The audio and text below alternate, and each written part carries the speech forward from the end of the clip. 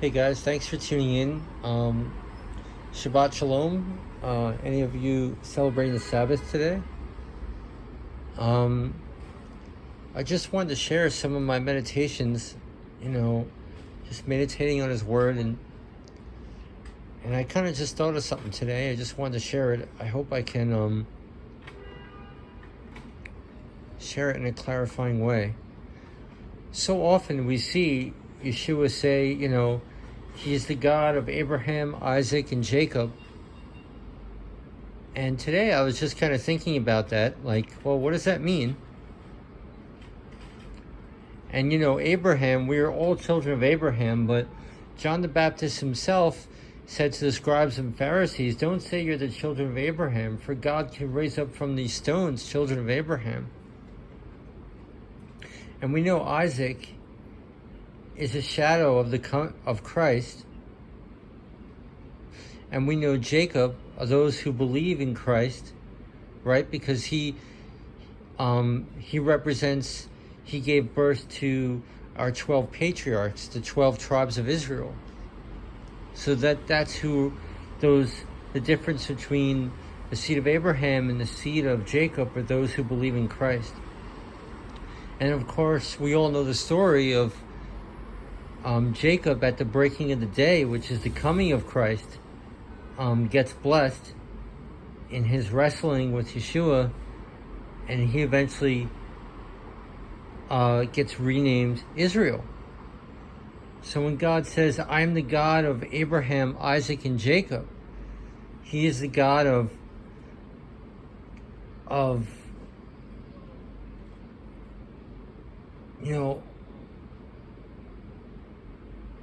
all of us who will eventually funnel into the kingdom, I guess, Abraham and Isaac, the symbol of Christ, and those who believe become Jacob, and Jacob eventually in the kingdom become Israel. So He's the God of Abraham, Isaac, and Jacob. It's a pretty beautiful analogy to meditate on. Alright guys, I hope you're all doing well. There was something else I thought of too. I'll just share it. I ran across a proverb in the book of Ahakar. Now Ahakar is one of the oldest folklores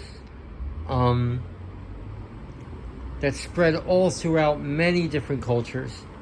And one of his proverbs says, don't be like the almond tree, which is the first to bloom, but its fruit is the last to be eaten. And I meditated on that.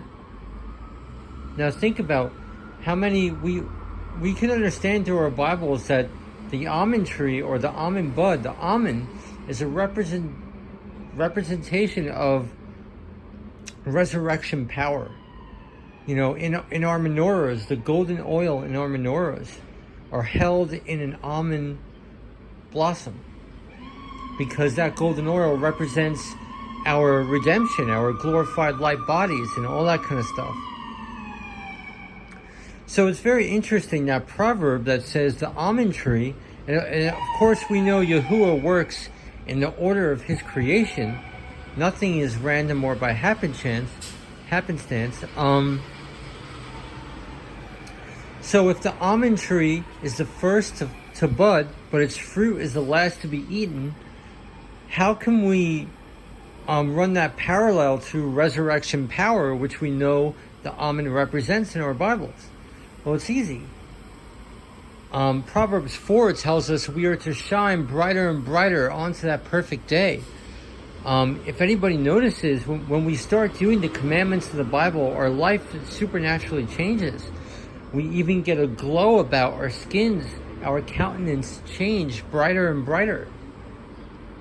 And for the wicked, it's the opposite. For those who defile their souls, their countenance gets darker and darker. And this is just a precursor and a shadow to the paradigm shift when we get a visitation from Yahuwah, when the righteous are glorified in light bodies and the wicked are clothed with death. So we are to shine brighter and brighter onto that perfect day. That's where we're at now. As we do God's commandments, our skin literally shines brighter and brighter. The wicked just get darker and darker. So that is like the almond bud, which its flower is first to blossom, but its fruit is last to be eaten. Because we have to wait for the kingdom to finally eat that fruit that we all wait and hope, work and hope for. So I thought that was a pretty cool analogy in the book of Ahikar. Really cool. So all right, guys, I don't know. That was just my little chat. Some meditations I fell upon today. All right, thanks for tuning in. Shabbat Shalom. God bless you.